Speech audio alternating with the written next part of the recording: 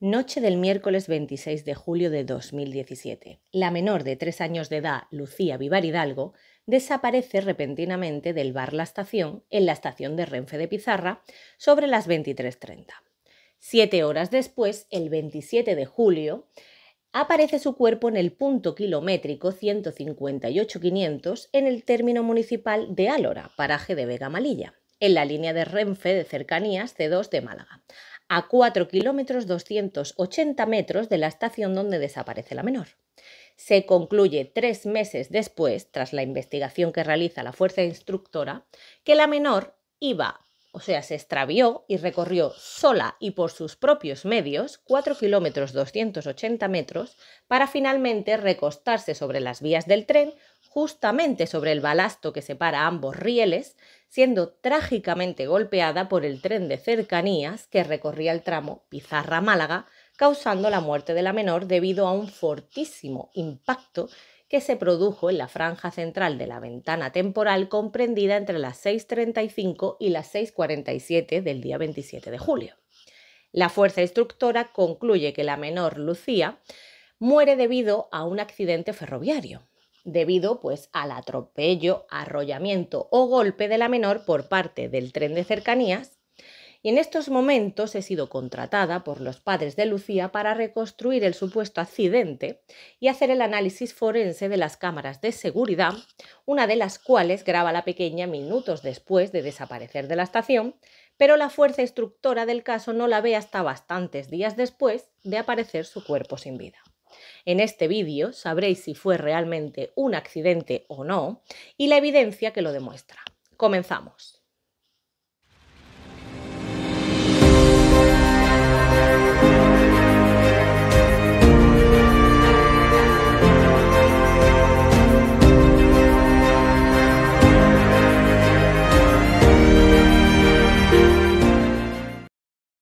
El 26 de julio de 2017, sobre las 23:30, los padres de Lucía, que cenaban con unos familiares en el bar de la estación de tren de Pizarra, en Málaga, de repente se dieron cuenta de que la pequeña no estaba.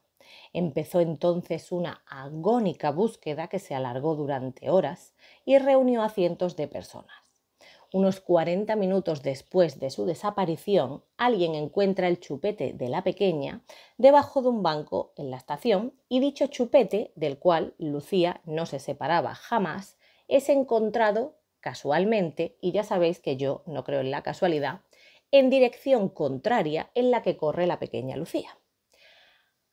Lucía fue grabada por las cámaras de Adif en la estación, corriendo, lo hemos visto todos, y después andando hasta llegar a la caseta donde desaparece para siempre, a las 23:35. Corriendo detrás de ella, solo 5 minutos después, su padre Antonio Vivar, de 1,96 centímetros de altura, corre en la misma dirección sin encontrarla. A la mañana siguiente, Lucía aparece sin vida en las vías del tren. Según la primera hipótesis de la Guardia Civil, que casualmente también es la última, ya que ellos concluyen que la pequeña Lucía, de 3 años recién cumplidos, camina sola por las vías del tren, los 4 kilómetros 280 metros durante la noche, con luna prácticamente inexistente, es decir, no se veía, ya que un par de días antes fue luna nueva, y casi sin luz artificial en este camino, hasta llegar al lugar donde es encontrado su cuerpo sin vida. Recordemos que la pequeña Lucía desaparece la noche del día 26 de julio y aparece sin vida en las primeras horas del día 27, siendo este mismo día en el que el capitán Bernabé, jefe de la Guardia Civil, sobre las 12 de la mañana, apunta a la hipótesis principal, que es la del accidente. Escuchemos al capitán Bernabé en sus declaraciones hechas en el programa de Espejo Público de Antena 3, justo el 27 de julio a las 12. Capitán, buenos días de nuevo. Buenos días. ¿Qué novedades tiene usted a esta hora del mediodía?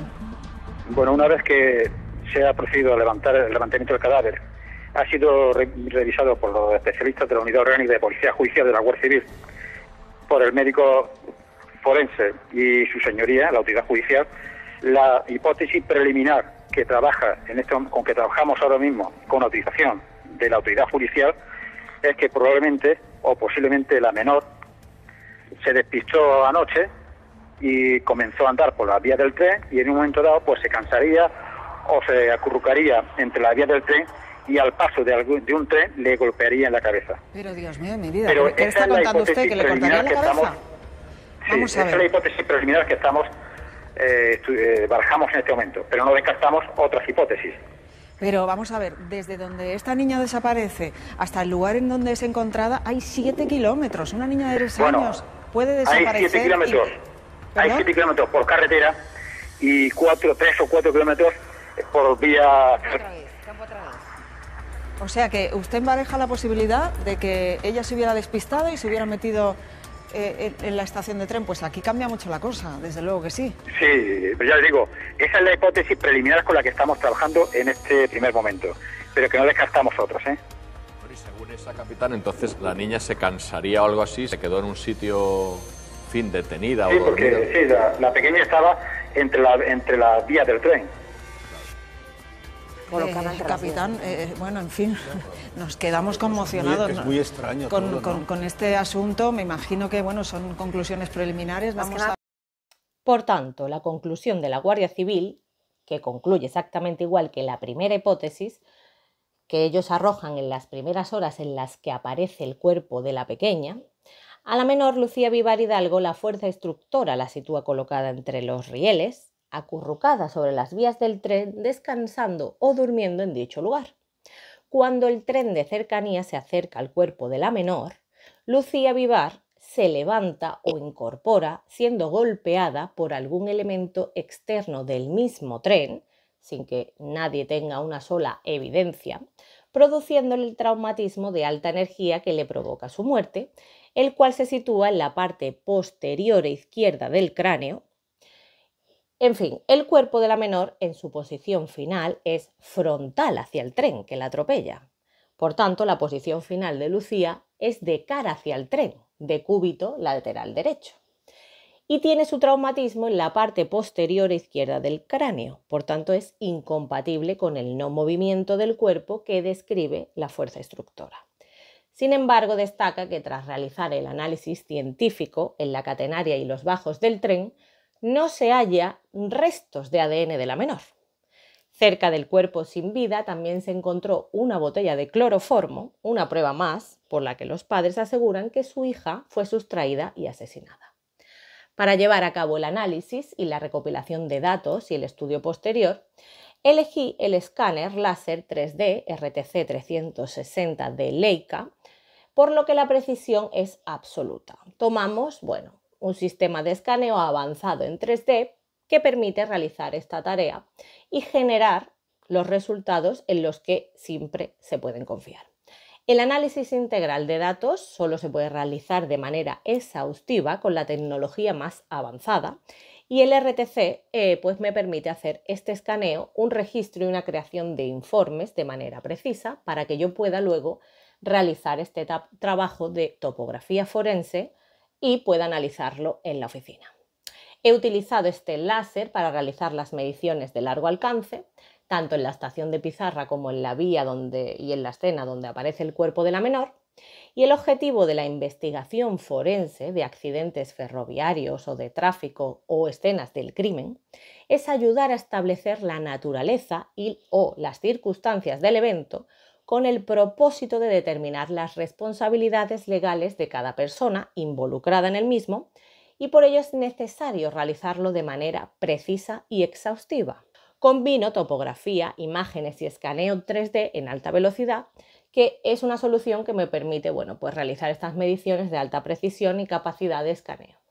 Utilizo la tecnología digital de fotogrametría, que me permite la medición precisa de coordenadas para luego una rápida inspección dimensional y verificar y analizar las deformaciones que hubiera y si las hubiera. En lugar de las mediciones tradicionales por contacto, los sistemas de medición sin contacto, que son los que utilizo, por coordenadas, pueden capturar estas coordenadas 3D en rápidas fotos y con una cámara de fotografía. Luego, desde varios ángulos y utilizando el principio de triangulación, junto con estos puntos de referencia, calculamos puntos de interés sobre todo el plano de coordenadas 3D. Aquí tenemos todas las evidencias en la oficina. Resumiendo, tenemos el pequeño cuerpo de Lucía entre los rieles de la vía del tren, acostado en su parte de cúbito lateral derecha, con un golpe solo, incompatible con la vida, obviamente, pero el único golpe importante es en esta parte, en la parte izquierda posterior. Sí que es verdad que la única evidencia de golpe que tenemos en el cuerpo de la pequeña es este traumatismo y bajo su cabecita del resto de sangre. No hay nada más, no hay una trayectoria de manchas de sangre, ni de cuerpo, ni de restos biológicos que apunten a un arrollamiento o un golpe con la trayectoria que tienen todas las colisiones o golpes con un vehículo de gran tonelaje como es en el que analizamos. Pues bien, analizado el supuesto accidente que termina con la vida de la preciosa Lucía, podemos concluir que dicho accidente nunca ocurrió. La fuerza que soporta un peatón en caso de ser atropellado o golpeado, la distancia de parada de un vehículo y la distancia que recorre un cuerpo por la inercia tras dicho golpe son cuestiones que dependen de leyes físicas. La primera ley de Newton establece que un cuerpo en movimiento continuará su trayectoria de una manera continua y permanente a no ser que haya una fuerza externa que se oponga a este movimiento. Es decir, lo que ocurriría si lanzando una piedra, esta ya no se viera afectada en su movimiento por el rozamiento y por la fuerza de la gravedad. Por el contrario, un cuerpo en reposo, que es como estaba la pequeña, tenderá a permanecer en esa situación a no ser que una fuerza externa, actuando sobre él, lo desplace. La segunda ley de Newton establece la cuantía de la energía determinada por el movimiento y esta ley ya indica que el factor velocidad determina en general la magnitud de la energía y por ello el principal determinante de la gravedad es la velocidad del objeto incidente debido a que este factor está elevado al cuadrado, es decir, la velocidad del tren. La tercera ley de Newton dice que a toda acción se opone una de reacción igual y de sentido opuesto. Ello explica, en caso de impacto de un vehículo contra una persona, que dicha persona va a salir impulsada hacia adelante casi a la misma velocidad a la que circulaba dicho vehículo, el tren, en el momento del impacto o golpe con la pequeña. Sabemos que el conductor del tren circula con el Cercanías Civia serie 464, número 203, en el trayecto de ida desde Pizarra hasta Álora, que comienza a las 6:35 del 27 de julio. La velocidad 75-80 km por hora. A la menor Lucía, la fuerza instructora la sitúa colocada entre ambos rieles, acurrucada sobre las vías del tren, descansando durmiendo en dicho lugar. Cuando dicho tren de cercanías se acerca al cuerpo de la menor y pasa por encima completamente de ella sin frenar. Lucía Vivar Hidalgo se levanta o incorpora, siendo golpeada por algún elemento externo del mismo tren sin ser identificado jamás el elemento y sin tener ni una sola muestra de ADN de la menor en el mismo, produciéndole ese traumatismo de alta energía aquí que le provoca su muerte. Por todo lo expuesto en esta primera fase de reacción-acción por parte del conductor del tren de cercanías, no hay ninguna respuesta. Ni reacciona ni toma ninguna decisión, porque no la ve, pasa por encima de ella. Eso es lo que dice la fuerza instructora. Entonces, la no acción del conductor nos indica que no hubo detección o identificación del peatón. Por parte del peatón, la menor Lucía, la fuerza instructora supone que hace un ligero movimiento para levantarse al acercarse ese tren a su posición tumbada en la vía, de lo cual no tenemos evidencia de que la menor ni haga ese movimiento, ni de su trayectoria posterior, ya que el cuerpo no se mueve del lugar, y la física nos dice que el cuerpo de la pequeña tendrá trayectoria si el tren la golpea a 80 km por hora. El peatón proyectado por el vehículo que lo atropella siempre manifiesta algún movimiento en relación con el componente de su propia velocidad inicial. El vector de velocidad del vehículo deberá influir en la dirección y velocidad del peatón que golpea a través de su parte frontal. En el caso objeto de este estudio, el peatón está tumbado entre los rieles de la vía, por lo que su velocidad inicial es 0, por lo que el peatón será proyectado a razón de la velocidad que lleva el tren en el momento en el que lo golpea. Por tanto, después del impacto inicial y del principio de una aceleración del cuerpo del peatón, la percepción es típicamente la de que el peatón es lanzado hacia el aire, a menos que esté debajo del tren, como es el caso de la pequeña. Y sabiendo que el tren tiene una longitud de 80,30 metros, hace que quede atrapado bajo el mismo, colisionando el cuerpo del peatón con las partes bajas del tren a una velocidad comprendida entre 75 y 80 km por hora, que es justo la que circulaba el tren que la golpea o atropella. Recordemos que en las muestras recogidas por la fuerza instructora no aparece ADN de la menor Lucía en ninguna parte del tren, por tanto, la evidencia, que es la que manda, nos muestra que la menor no impacta con ninguna de las partes del tren y estas muestras son recogidas y analizadas por la fuerza instructora del caso.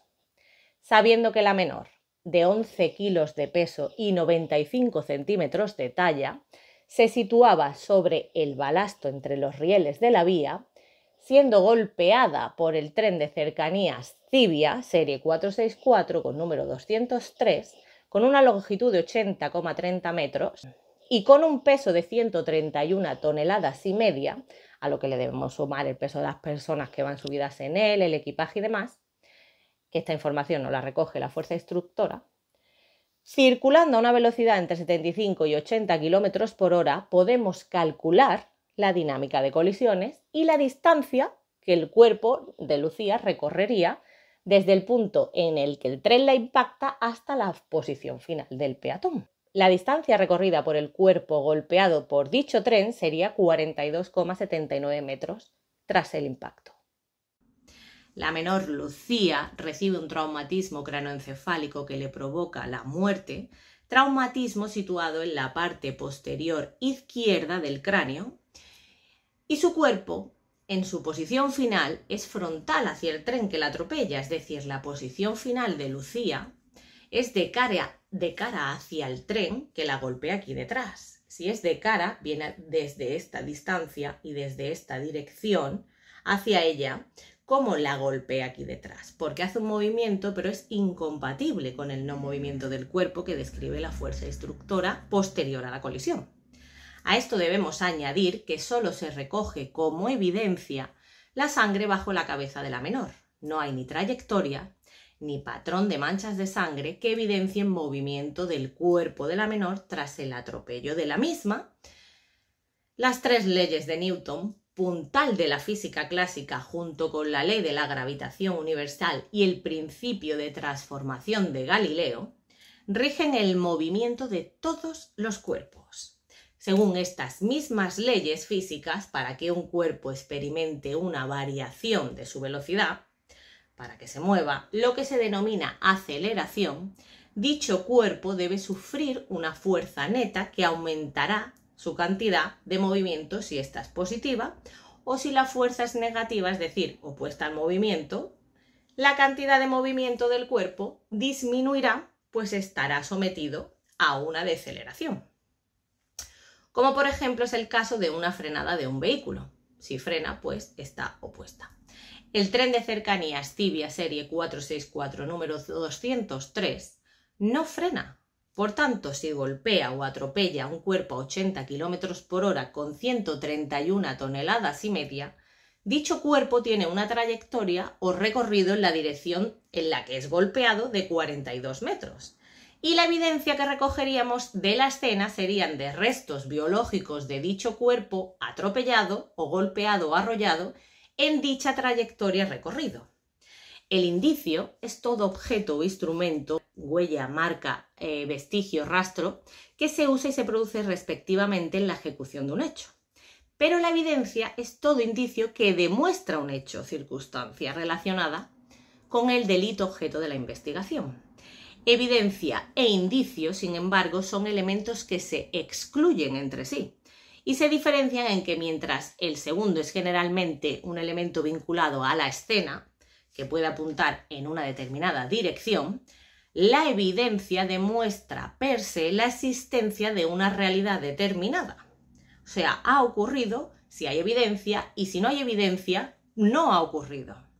Además, mientras que el indicio es más subjetivo y depende en mayor medida del investigador, la evidencia se obtiene a través del análisis de los elementos indicativos en la escena, resultando ser objetiva. La fuerza instructora basa su dictamen en indicios subjetivos que dependen del investigador, no en las evidencias de la escena analizada. El sesgo de confirmación o sesgo confirmatorio es la tendencia a favorecer, buscar, interpretar y recordar la información que confirma las propias creencias o hipótesis que alguien tenga, dando desproporcionadamente menos consideración a posibles alternativas. Dicho sesgo implica la tendencia a buscar y considerar de la forma más intensa y selectiva aquella información que respalde los puntos de vista que ellos ya tienen, esos investigadores. Por ello, la fuerza instructora califica de accidente ferroviario a la muerte de carácter violento de la menor Lucía Vivar Hidalgo. Sabiendo lo que la evidencia nos describe en la escena que hemos analizado, la menor Lucía Vivar Hidalgo no es golpeada, ni arrollada, ni atropellada por el tren de cercanías Civia, serie 464, número 203, en su trayecto de ida desde Pizarra hasta Álora, que comenzaba a las 6:35 del 27 de julio del 2017 y llevaba una velocidad entre 75 y 80 km por hora. La evidencia nos muestra una muerte violenta, pero no es relacionada ni un atropello ni una colisión por parte de este vehículo. A continuación muestro en las siguientes imágenes un atropello ferroviario ocurrido en Nueva Jersey, Estados Unidos, el cual ya analicé y reconstruí, y teniendo en cuenta la velocidad y el vehículo, el tren, que es similar al caso que hemos analizado de Lucía, el cual atropella a una persona de 1,80 m y es la cual desmembrada. Las evidencias nos muestran que el atropello realmente ocurrió y que el tren frenó tras el mismo. Las medidas de aquí, pueden estar en pies y pulgadas, ya que es el sistema métrico internacional. Podemos apreciar el patrón de manchas de sangre en la escena, diagnóstico patológico final de su autopsia del cuerpo arrollado, es extensas lesiones por aplastamiento que le cubren todo el cuerpo, múltiples órganos recuperados de la escena y recogidos en bolsas separadas, fractura de todas las extremidades y amputación de todas las extremidades. Esto es un golpe con un tren. Pues bien, por todo lo explicado y analizado, el nexo causal que debe haber entre el atropello por parte del tren y las lesiones encontradas en la menor, Lucía Vivar Hidalgo, es inexistente. La muerte de carácter violento de esta menor no es producida por atropello, ni colisión, ni arrollamiento, ni golpe por parte del tren de cercanías Civia, serie 464, número 203, que hacía el trayecto de ida desde Pizarra hasta Álora, que comenzó a las 6:35 del 27 de julio del 2017 e iba a una velocidad entre 75 y 80 km por hora. No hay relación de causalidad entre la acción del tren y el daño encontrado en el cuerpo de la menor Lucía Vivar Hidalgo.